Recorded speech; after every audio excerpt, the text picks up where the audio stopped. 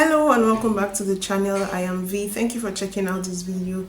I am a Nigerian, a young Nigerian learning about Germany. I love German so much. I love their culture, their traditions, the German history generally, and it interests me to learn about these things. Okay, this video is titled "How I See Europe After Living in the How I See the US After Living in Europe for 7 years." Okay, let's get right into this video and see what this is about. I just had a nightmare that I had to choose between 40 brands of toilet paper. It wasn't a nightmare. This is the US. I always enjoy coming back to the US to see family, friends, nature. The nature is unbeatable, especially in a place like California. But living in the US is sort of like living in one big Hollywood movie.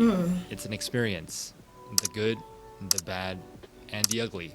And after 4 years in Europe, I'm back in the US at the moment. So let me show you how I see the US now. It's time to do some grocery shopping. And of course, I hop in my car and drive 2 blocks to my local supermarket. And why walk when one can drive? Grocery shopping is an experience, an adventure. You see, Why walk when one can drive? Let me answer you as a German. Walking is a form of exercise, okay? It helps you burn fat, it helps you, lose calories, okay? It's exercise. It helps you not to get fat, okay? I'm used to only 1 or 2 choices of brands to choose from in the Netherlands. Here, there are like 50 brands of everything to choose from toilet paper to sausages to coffee. Let's see, hazelnut, maple pecan. I'm gonna go with caramel spice this time. On one hand, the variety is amazing. On the other, it can take me up to 15 minutes to buy toilet paper. And oh, do you know about our national treasure, Costco? At Costco, you'll find anything and everything in extra large. Everything really is bigger in the US. Plus the free samples, and the cheap hot dogs, and yes, unlimited drink refills. This is America. Holy crap, the selection is crazy. And while it's really nice to come back and see all this variety in the supermarkets from Safeway to Costco to Trader Joe's, it can be sometimes overwhelming when you have every single possible combination of coffee, toilet paper, and it can take me up to 20 minutes to buy I'm a telling pack of you. chips. And the thing about free The thing is, having to choose between all these different types of toilet papers, different brands, like it's time consuming, literally. It is really, really time consuming.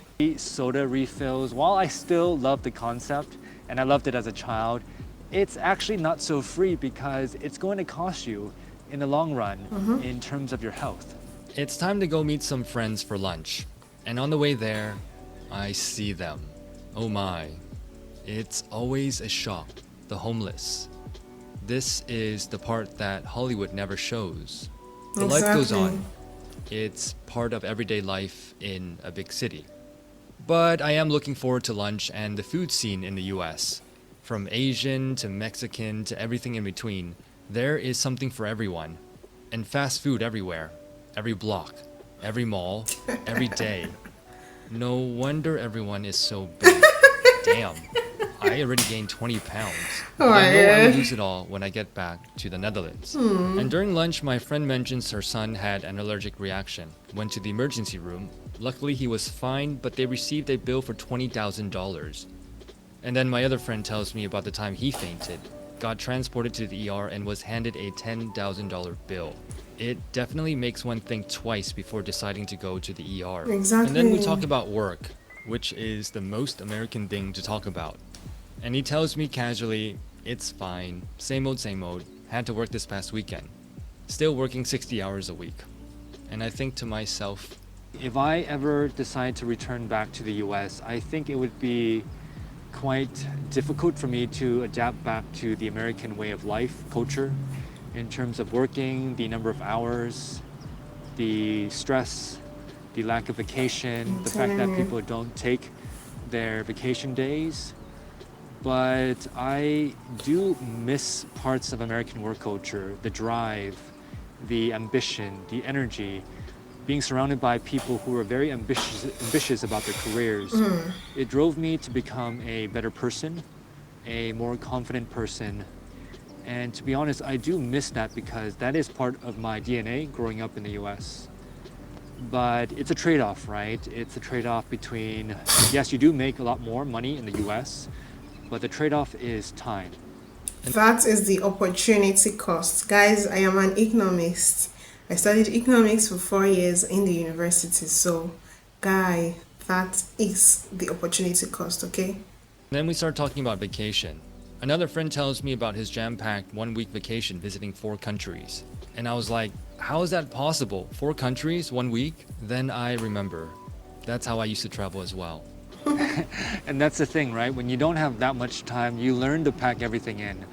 I remember when I was traveling to Europe during my first time, I traveled to 10 countries in 2 weeks because, What? well, when you only have 2 weeks, you learn to pack everything in. I had this Google Sheets, the agenda every day from 7 a.m. to 10 p.m. Every hour had an agenda, something to do.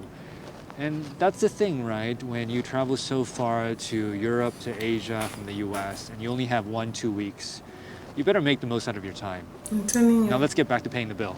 But wait, what the hell is this? Sales tax? Tip? Madness! I need to walk off this madness. And the lunch. I walk towards Stanford University, which is It's nearby. expensive. I walk and I walk. And then I realize that I'm the only person walking. Oh wow, it's a lot further than I thought. No wonder nobody walks in the US. I arrived at campus to see a bunch of tourists. American universities, especially elite ones, are tourist hotspots. The brand name, the letters, the cost of tuition.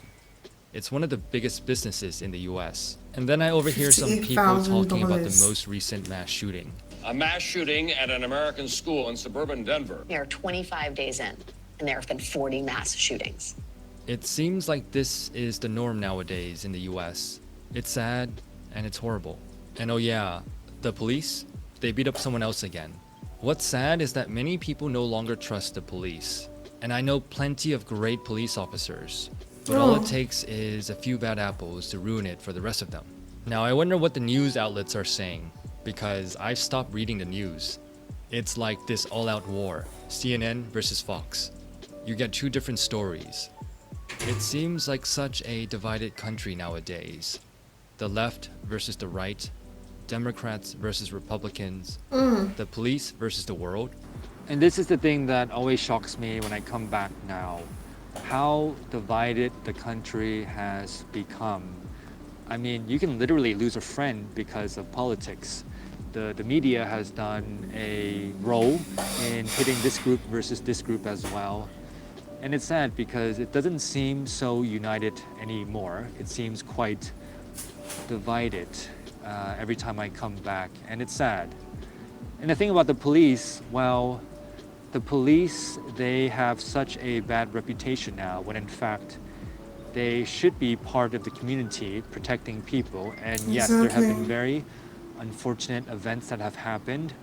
But when I think about the majority of the police officers that I have met in the past, they've been good people, genuinely good people. And nowadays we tend to label people based on this profession. It's a bias, when in fact I think it's wrong to do that. I think we should judge people based on their character, not on a label that we attach them to. But yeah, I hope things get better. I don't think so in the short term, but I hope things get better. But hey, at least public restrooms are still free in the US.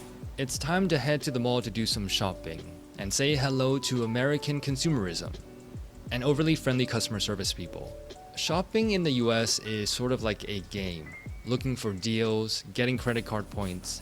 It can be extremely fun and addicting. But this is all part of the game of American consumerism.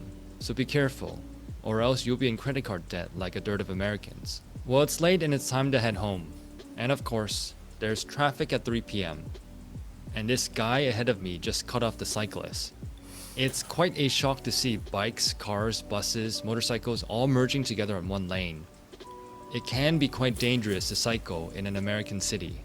I then go and meet some friends for a drink, and I meet all these techies. And of course, I get asked the popular question, Hey, so what do you do? I make YouTube videos. Oh, so you work for YouTube and Google, right? No, I just make videos. Oh, okay. So this is something that Americans do really well. We tend to compare ourselves against one another. It's a very competitive society. And we do this at a very young age. Which school, which college did you go to? What type of job, which company, who got promoted? It's part of the system. It's a very competitive society, in my opinion, compared to other societies. And I remember there was one time when I first started off my career, I was working in the Big Four accounting firm. And I went out to a bar with some friends. They were all investment bankers.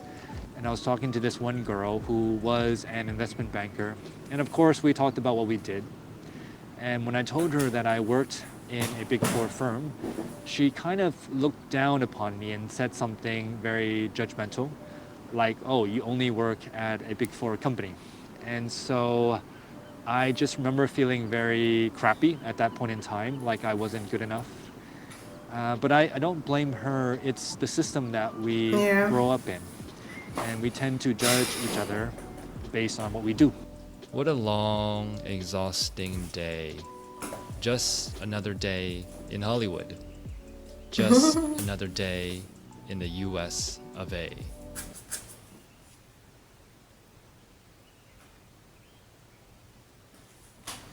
Just another day in Nollywood. So guys, living in the US doesn't really feels like living in Nollywood, like, and when they say living in Hollywood, whatever, Nollywood, Hollywood, it means, like, hypothetically, it means that, like, you're living a life that is not real, living in a dream. Okay, I don't know if any corrections can be done now, because the system has gone way beyond correction. And if little things like this need to be tackled, like things about driving around and all of the things that the guy talked about, it has to start in the system. Well, one way these things can literally change is teaching younger generations how, you know, from the early stage, building them up. And I think before you can be able to do that, you have to first believe that something is wrong. Before you have to believe that there is a problem before you would want to solve the problem. So I don't know if Americans have that perspective that always driving is wrong. Like, sometimes you take a walk. This walks, you know, helps you burn calories. Exercise, literally. Well, I really enjoyed this video and I hope you enjoyed my reaction. That is just my perspective as a 25-year-old Nigerian, okay? Let me know your thoughts in the comment section. Thank you so much for watching and see you right in my next video. Bye.